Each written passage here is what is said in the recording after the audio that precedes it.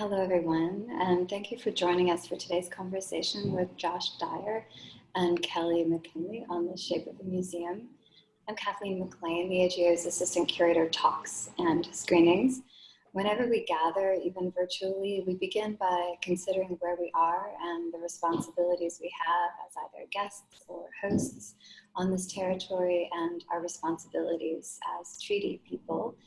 The AGO operates on land that's territory of the Anishinaabe Mississauga Nation and was also the territory of the Wendat and the Haudenosaunee.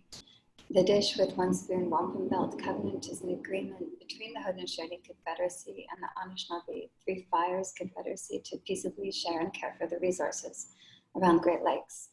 And of course, Toronto is also governed by a treaty between the federal government of Canada and the Mississaugas of the Credit Anishinaabe Nation. So today's conversation will go like this. I will introduce both of our speakers. We'll have a conversation for about a half hour or so. And for those of you joining us on Zoom live right now, there's a Q&A function at the bottom of your screen that we encourage you to use to ask questions. We will answer some of them. And even if we can't answer all of them, we still want you to ask them because we're interested in knowing what you want to hear about. Helps us shape our programs. So I'm going to start with Josh. Josh Dyer is a seasoned marketing professional who started his career as a student, working on electoral campaigns for Los Angeles Mayor Antonia Villaraigosa in 2005 and Barack Obama in 2008. After completing his studies, Josh served in a variety of communications roles with the Canadian government, developing campaigns as well as digital and social media strategies for Elections Canada, Immigration, Refugees and Citizenship Canada, and more. And after leaving the public service, his work at Myseum of Toronto has been focused on brand development and providing a platform for communities to create and share their own social and historical narratives. Josh, welcome. Hello, thank you. And Kelly McKinley joins us from San Francisco, where she is the Chief Executive Officer of the Bay Area Discovery Museum, which is a new role she started in January. And before that, she served as the Deputy Director of the Oakland Museum of California for 6 years. Prior to Oakland, Kelly held leadership roles here at the AGO in Toronto and the Museum of Contemporary Art in San Diego. Kelly also serves on the board of the American Alliance of Museums. So Kelly, welcome. Thank you. Thank you both for joining. I thought we could start our conversation just by having you explain your current work in museums and what you see as the goal of this work. And Josh, maybe you could start us off. Yes, so as you mentioned, I'm the Director of Marketing at Myseum of Toronto. Myseum is a very much an unconventional museum model. We are a museum without walls, so we don't have and have never had a physical space.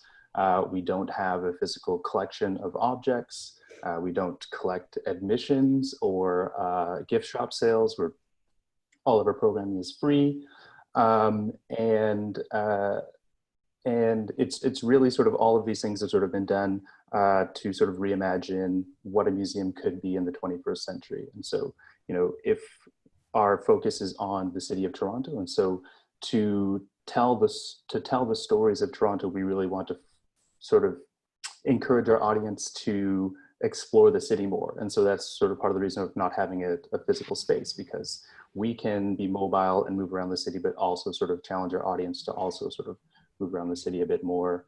And then one of the really different things about Myseum is just what stories we tell and from what perspective those stories are told. And so we've always tried to focus a little bit more on some of the lesser known and underrepresented stories of Toronto, and try to be a platform for those communities with those stories to tell them from their own perspective.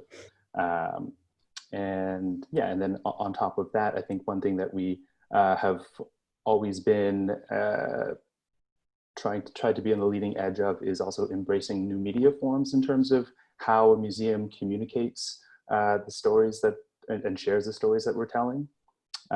So that's sort of a mix of who we are and what we do. But I think one of the big differentiators is sort of ensuring that we include the lesser known and underrepresented stories of the city and cultivating a renewed appreciation for those who have helped shape our past. Fantastic. I know at the AGU we've collaborated with Myseum, and we're always watching your work with interest because you're doing really tremendous programs in the city. And Kelly, what about you? Current work in museums, goal of your work. Sure. So I joined the Bay Area Discovery Museum in January. My sense of timing is impeccable to take on my first CEO role. So we are a mid-sized children's museum that's in Sausalito, California. So for those who are not familiar with the Bay Area geography, it's just on the other side of the Golden Gate Bridge. So our museum is in an old historic fort that's part of the National Park Service. We're a tenant of the National Park Service. We're 7.5 acres and we overlook the San Francisco Bay and the Golden Gate Bridge. And really I'll just pull back a little bit and talk a little bit about what drives me to jump out of bed in the morning with a merry cry, why I do this museum work and why I've been doing it for 30 years, is really this idea, like, what would it take for museums to be both beloved and useful to the full diversity of their community? And I've spent most of my life working in art museums, and it was really the pursuit of that grand experiment of what would it mean to be a museum that was fully in service of its community, using its assets and its resources to serve the people and their needs and interests, that really brought me to Oakland, where that museum was founded 50 years ago as a museum of the people in 1969, at the same time that Huey Newton, member of the Black Panther Party, was on trial across the street at the county courthouse. And this was a really revolutionary idea of a museum that was in service to the people, of the people, by the people, for the people. So I had an opportunity for 6 years to work on that grand experiment to try and shift what was a museum from its founding that was committed to community service.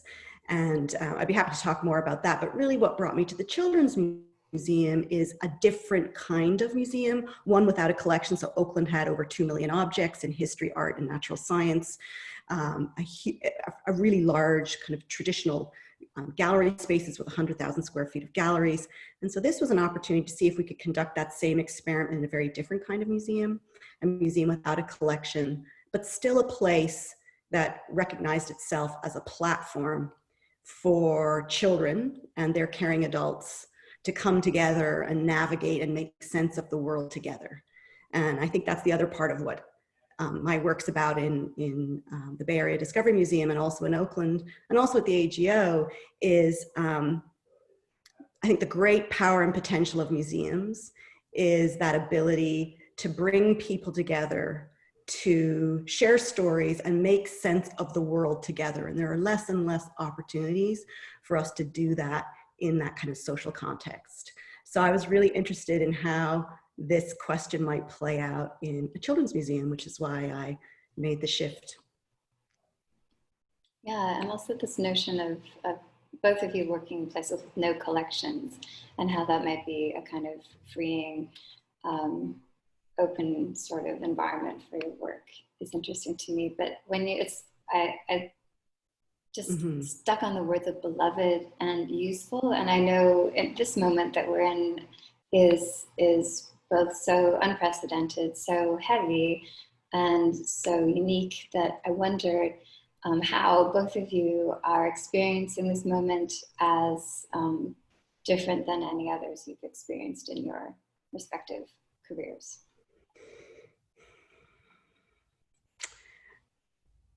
Well, I'll just jump in. I mean, in museum work, we're always working in that dynamic tension of mission and money. I always hold up, this was sort of a hand gesture we always used at Oakland, is that we always had these goalposts of the mission and social impact, like how are we of use in the community and how are we making a difference? And we got to be able to pay for it, right? So this idea that everything that we did had to be somewhere in between those two goalposts. And for me, that has really shifted in this crisis moment to what I'm calling survival and service, which is a riff on the mission and money kind of goalposts of the so again, the dynamic tension of the work that we do in museums, but it's taken on an edge. And certainly for an organization of our size that doesn't have a large endowment, and for whom 60% of our income is earned revenue, which is very unlike an art museum, very unlike. Most, art and history museums have 15 to 20% maybe earned income. So that's, a crisis like this and a closure of a museum really poses a crisis for an organization like ours. So it really has become, how do we survive financially and keep our people intact and keep the organization running? And how do we still be of service? And how do we need to rethink those assets that we hold, the real estate, the expertise, and deploy that for the greatest benefit for the community? So it's shifted with a level of urgency that I haven't quite experienced before in my 30 plus years in museums. I'm definitely more new to the museum sector than Kelly. And I was actually just entering the workforce after the 2008 sort of financial crisis, and so definitely in my professional career, I cannot say that I've ever encountered such a paradigm shifting moment. That being said, in terms of sort of like the internal workings of our museum, I think our team's been pleasantly surprised at how our funders have stood by us through these times, and then how even sort of new funders have come on board to sort of support the arts and cultural sector in this moment. And then also just the level of anxiety and uncertainty seems to also be sort of encouraging this moment of change. And that's also been sort of really exciting to see. It more speaking about the museum sector, there's already been some momentum for some of the types of change that I think we're probably preparing for right now, especially in relation to sort of the recent protests across, well, now the entire world. But it's interesting because I think, it's a difficult time, but this is, I think, becoming like the vector for change.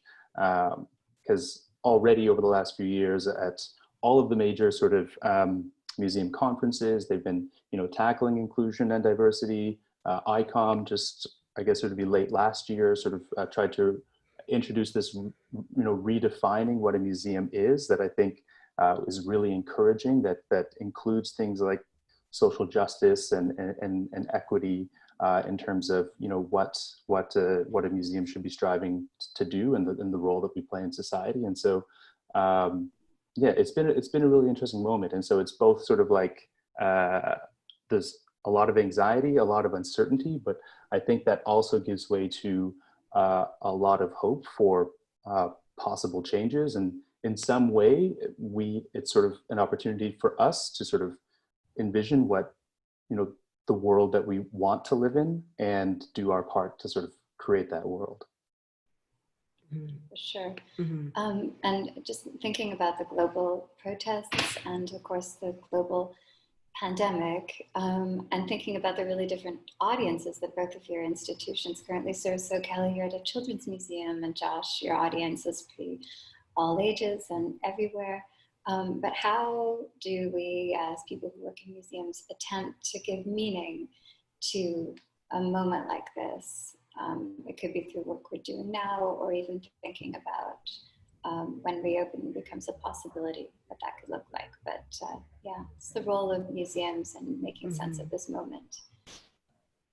I think it's not as complicated as we think it is. I think this moment really calls to giving space, and for museums offering their platform to communities to amplify their voice, and communities that need to be heard.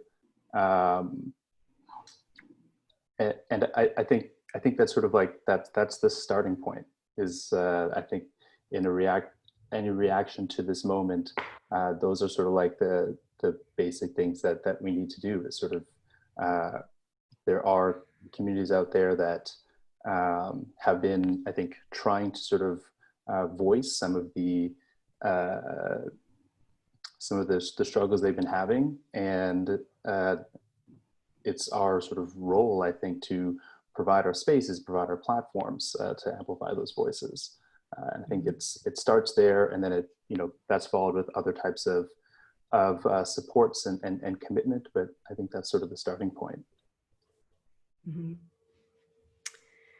Yeah, I guess I'd say many things generally about museums, and probably referencing more specifically some of the work we did in Oakland, and just sort of my larger beliefs about museums, and less maybe about the Children's Museum, because I was in the job for 10 weeks before we had to shut down the museum. But I can also talk about that too. But I guess this moment for me really creates a sense of urgency, or underscores the need for some fundamental shifts in how we think about ourselves as institutions, whether it's an art institution or a history institution or a children's museum, small, medium, or large. And I think the first thing I always think about is, how might institutions behave more like neighbors and less like institutions? And how might we invite people in and share our resources the way one would with their neighbors? Sort of as an attitudinal shift. Another big shift for me, again, to be able to respond to this moment, is museums, I think, really need to shift where they start in terms of creating their programs. And I think traditionally museums have always started with their collections. And this is not to diminish the importance of the collections or diminish the importance of scholarship. But I think in these times, and in all times, if museums are going to be truly sustainable, beloved, and useful to their communities, there has to be more of a shift to starting outside and working in, as opposed to starting inside and working out. We have these collections, and these collections reveal these stories based on our perspective as the professionals who are charged with caring for it. And how do we shift that and say, what's going out in our world, and how might we use our collections, maybe, maybe not, but how might we also use our other assets, our expertise, and our space to convene people in conversation about these ideas? And how might we draw on history, whether it's the history of art or the history of the world, to convene conversations about the most pressing issues of our time? So like a reversal of how we've been trained to work as scholars and museum professionals. I think one of the things that has stood in the way of doing this is the idea that if it's not in your collection, you can't tell the story. And I think we should really challenge that idea, because there are opportunities for storytelling, for creating new works of art, for bringing new artifacts into the museum, depending on what kind of museum you are, that not to use, I feel like that's an artificial barrier for really doing the work of a cultural institution, which is, connecting people. I think also the other thing that this time really underscores is the need to use your phrase, Josh, to amplify the voices of others. And I would push it even further and talk about sharing authority. And I think it's in the same family of what you're talking about. And this idea that museums hold a certain kind of expertise. It's in a very particular channel, and it's a scholarship-based knowledge. It's a comprehensive knowledge of a particular historical period, art historical period. But what are the ways that we can bring other ways of knowing into that storytelling, bringing other perspectives, other ways of navigating the world and knowing the world? How do we bring lived experience, lived expertise into concert with those other kinds of expertise? So it's about multiplicity of voices and perspectives, as opposed to sort of the singular institutional voice. And I think that these are all things that start to fundamentally turn the museum inside out, make it a more democratic and inclusive organization, and actually then potentially gives it an opportunity to truly be beloved and useful and ultimately sustainable. I really like how you've expressed this need, Kelly, to sort of drop this notion that we need to tell stories through objects, considering what we know about storytelling, and it's an unnecessary limitation. And so, I mean, I think that's one of the things that we've been really good at Myseum, considering we don't have a collection. So there have been cases where we do go out and try to like find objects that can support the story, but usually the discussion at our museum starts with, what's the best way to tell the story? Who are the best people to bring in to tell this story? And I think a good example is just a couple of weeks ago, it might have even been last week, I'm really losing track of time over here, but we had a panel discussion about the history of Canada's Black Railway Porters in the U.S., sort of, I think, also known as the Brotherhood of Sleeping Car Porters, which actually has a rich history in Oakland, actually. I was just going to say, yeah. Connected, yeah.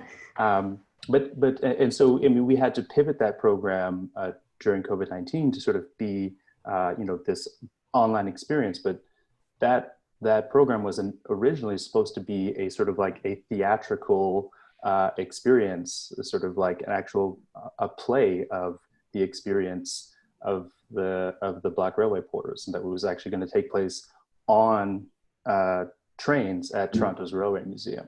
And so, because we could have went and found a bunch of artifacts about the experiences that these men had, but we figured that could be best served, or at least better served, through a sort of a more immersive experience. Mm-hmm. Yeah. Which reminds me too, at that notion of multidisciplinarity, I think it's really important too in this time as people are trying to make sense of the world.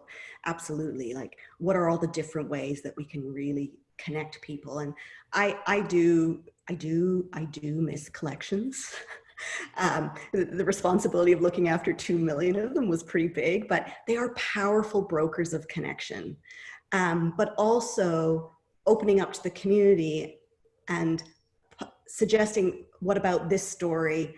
What do you have? Like, creating opportunities for the community to bring artifacts, and also for artists to create new work, so that it's a much more organic way of engaging the community in the issues of the time. Again, not leaving behind history, drawing from history, but more deliberately and intentionally situating the conversations in the now. Like, what can we glean from the past, and what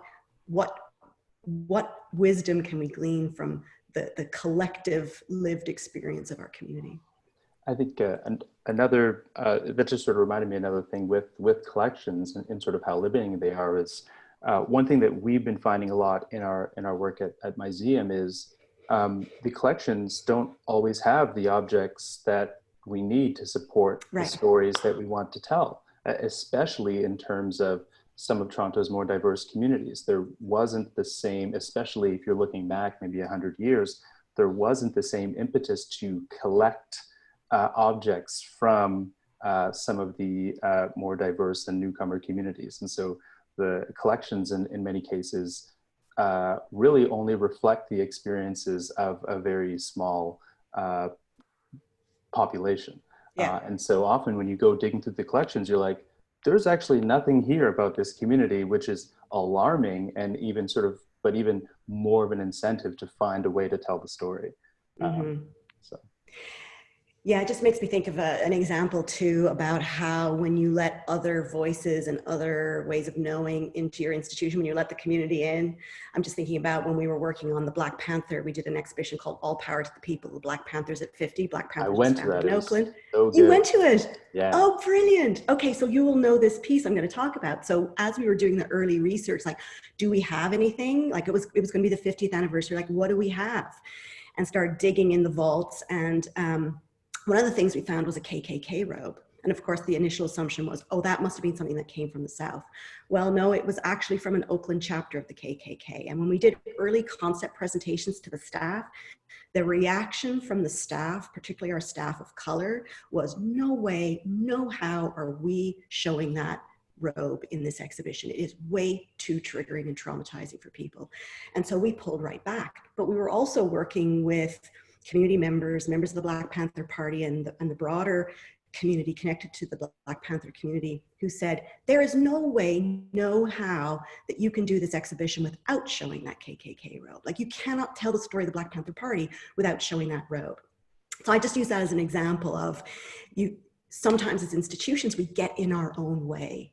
And so by working in this kind of more democratic, more inclusive way, you have an opportunity to use your collections in ways that you might not have had the ability, the courage, the knowledge to do so. So then it was really a case of taking the cues from the community. Okay, so how do we bridge these two very different perspectives? And what it came down to was how the object was displayed. So when we did early concept presentations, it was displayed on a mannequin, which was, really aggressive for people. And again, conversation between staff and the community, where we ended up was the robe was laid in kind of almost like a wall, an embedded wall case, almost like a sarcophagus. So it was lying down. And that that was a very powerful kind of inversion of typical display that put it front and center, but put it in its right place with sort of its life force extracted. Anyway, I just share that story about what is possible when you start from the outside in, and when you don't just rely on your own expertise, right? Because we probably wouldn't have shown that if we weren't working with the community. Mm-hmm.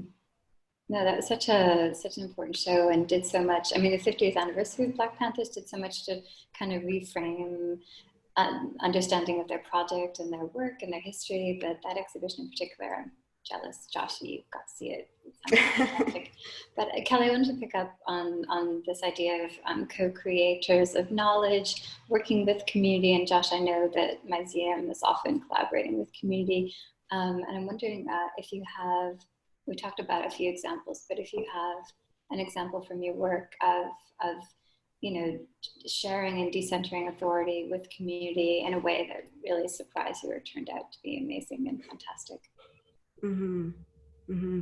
Well, I mean, I often tell that story of that one artifact, and I mean, there's many stories of that in that exhibition, and in other exhibitions. I mean, the methods that we evolved at Oakland, we sort of talked about a spectrum of collaboration, which we called kind of the 3 C's, which was contribution, collaboration, and co-creation, sort of being different kind of levels of engagement. But every major project we did would start with a community convening, which was sort of who are the scholars on this subject, but then who are the people in the community that own or have a part of this story, and take some early ideas out to the community and then really listen. Another technique we used was listening circles, where we'd bring different groups of the community together to respond to artifacts and storylines, and then we would just sort of issue the prompt and then listen to people talk, so that we could think about how particular storylines or parts of the exhibition would resonate with the community. So, whether it was the exhibition we did on Queer California, that's a similar methodology. Starting with the convening and then working with sort of various groups of advisors and contributors and co-creators through the exhibition, whether it's entire sections of the exhibition or unique artworks that would be part of the exhibition. I'll give you another example from All Power to the People. Because of the history of the Black Panther Party in Oakland, for example, one of our most generous supporting groups was our women's board. They're an independent 501c3 that raises money for the museum, and they're elderly women, predominantly white women, who were really scared and really felt that we shouldn't do an exhibition on the Black Panther Party, because they would tell stories to us about being in the Safeway, when members of the Black Panther Party would come into the grocery store armed. So they had one very particular story, but then youth, sort of the Oakland youth activists, had a very different view of the Black Panther Party. And then there were the founders of the Black Panther Party. So we did these listening circles to really understand how this story would resonate with people, and how could we use the exhibition to hold all of those perspectives and maybe move people to a different understanding. And the big idea that we evolved with the community around this exhibition was, okay, so the media has painted a particular story of the Black Panther Party. What we're really interested in is where it started, and it was in social programs to serve all oppressed people, including the African-American population. So one of the things we did was we had the script of the Black Panthers 10-point platform. So what we did to kick off these different listening circles with elderly members of the community, our board, members, youth, we'd have each of them read one of the 10 points of the Black Panther platform. And then we would just say, let them talk. And what was so amazing that kind of changed the direction of the exhibition too, because we realized putting the little Bobby Seale handwritten document artifact in a case just wasn't going to cut it, because those words and those points could have been written yesterday and so little had happened, and they were so moving to whatever sector it was that we had read those, that we made it a sort of centerpiece, kind of blew up this platform. It became one of the biggest kind of design experience elements in the whole exhibition. So I just use that as another example of not just involving the community and creating the story arc and the experience arc, but also how the space can hold and inspire conversation and reactions and memory making. From the Myseum perspective, I should first just give a shout out to our programming team and my colleague Nadine, our director of public programming, because as I stand by or alongside them and watch the process from the very beginning, it is so focused on sort of engaging with the community and ensuring that the community we're working with not only has a voice, but is sort of like the leading voice in what we're doing. But then I think there's one of the interesting things about us not having a physical space is that it actually really changes the power dynamic between us, the museum, and the community we engage, because you're no longer coming into our house. We don't have a house. And so, for instance, even if we are presenting sort of a built exhibit in a physical space, we're usually even from the point of which we're looking for a space are already engaging that community in terms of what's a good space for this? What space works for you? How would you use this space? Which totally changes sort of like that power dynamic. And also just because we don't even feel we have any ownership over this space, it's sort of all of these conversations are sort of, they're conversations, they're never decisions that have been made, essentially.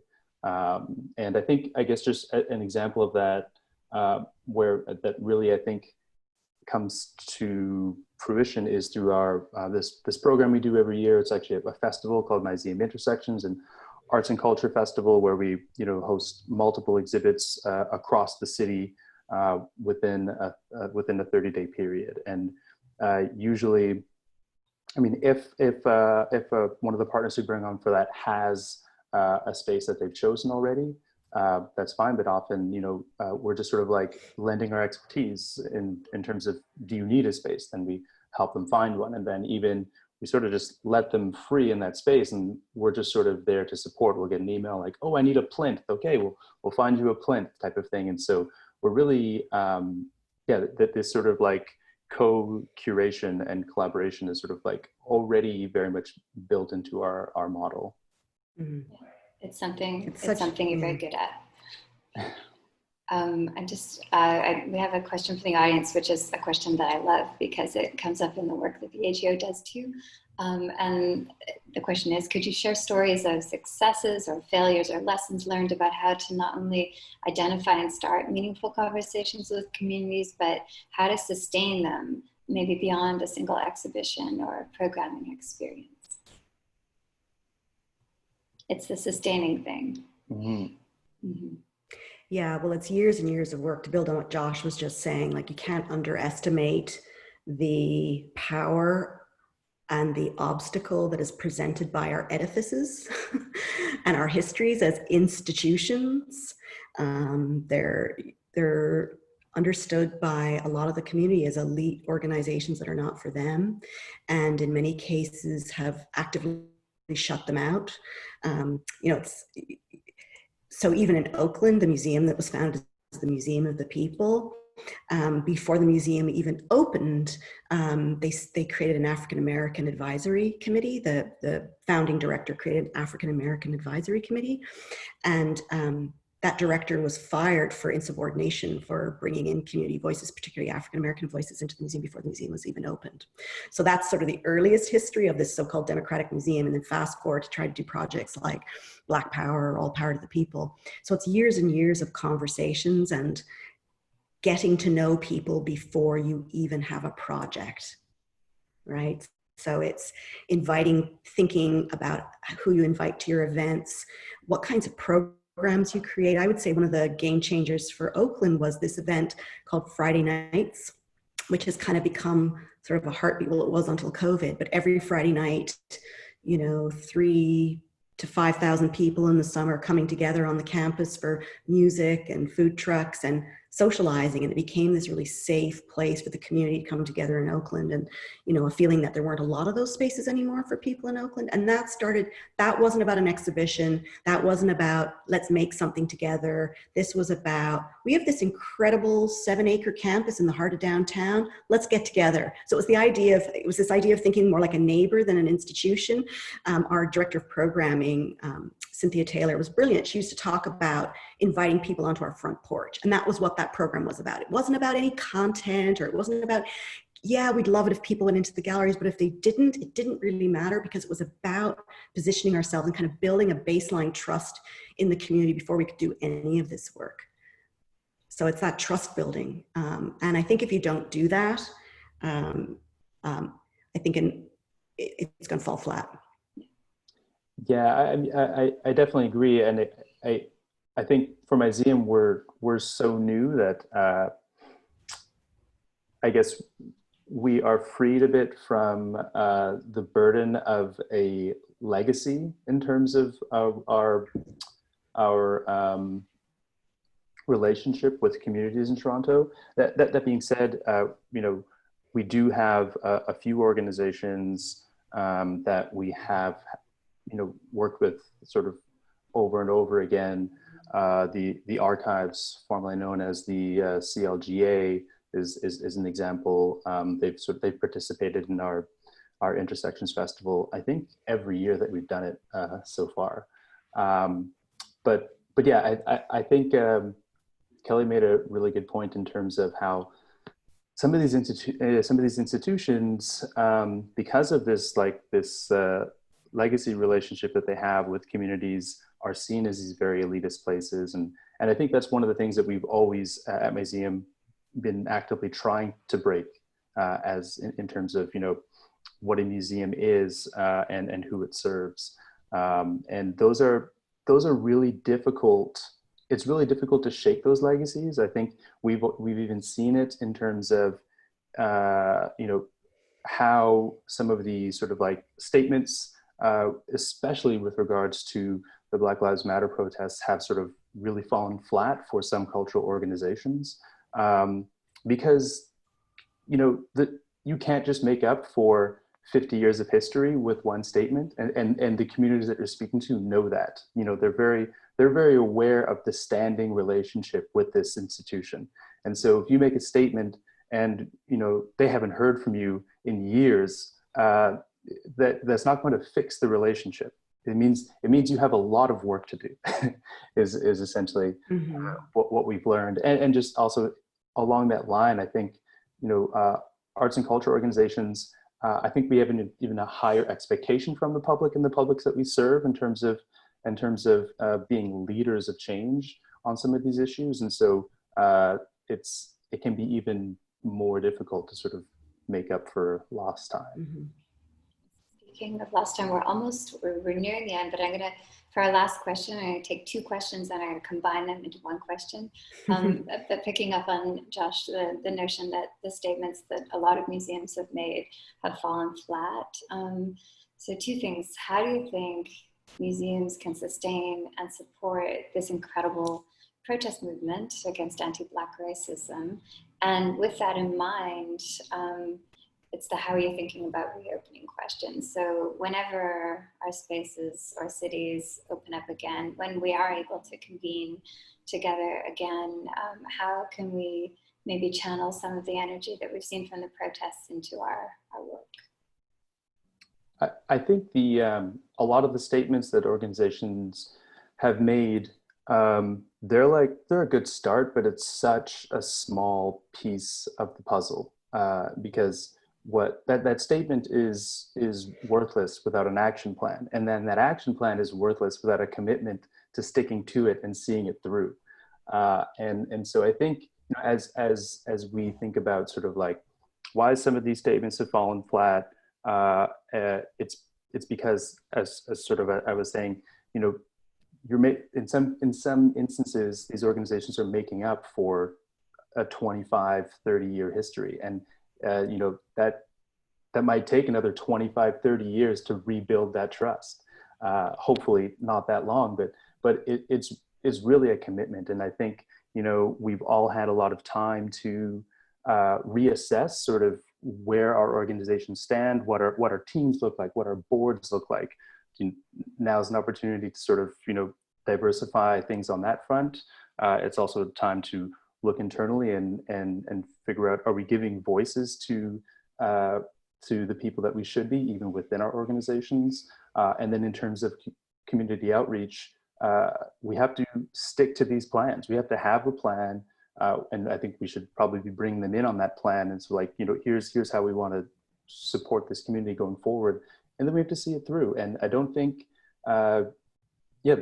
really, the work might never be done. We just have to be better forever, and that's sort of it. Yeah, and I'd say, you know, there's the work of, you know, changing your relationship, the kinds of conversations you have with the community. But I think the other part of it is the really, really hard internal work, starting with the Board of Trustees.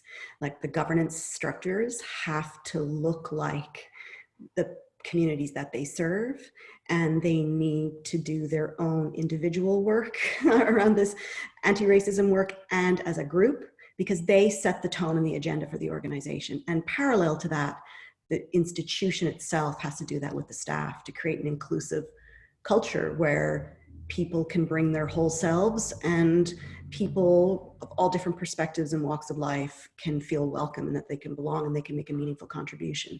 And that's in a way the hardest work, right? Because it doesn't always have immediate visible outputs, but that external programming and conversation is not going to stick, or is not going to be believed, if that internal work isn't happening at the same time. Mm-hmm. Yeah, that's totally super important. And I like this notion of better forever. Yeah, hold on to that, and not just in this immediate kind of reactive super crisis moment, but ongoing commitments. So Josh and Kelly, thank you so much for joining us this afternoon, and everyone who's watching, thank you for tuning in. The AGO is doing all kinds of online programming. AGO.ca has more stuff to look at. I will plug one upcoming program, which is next Wednesday at 1 o'clock. Audrey Hudson, who's the AGO's Associate Curator of School Programs, will be leading part 2 of how to talk about anti-Black racism. But for now, Josh, Kelly, goodbye and thank you, and look forward to connecting with you soon. Thanks so much. One day. Pleasure. Thank you so much. Hopefully. Take care. All the best. Bye. Bye.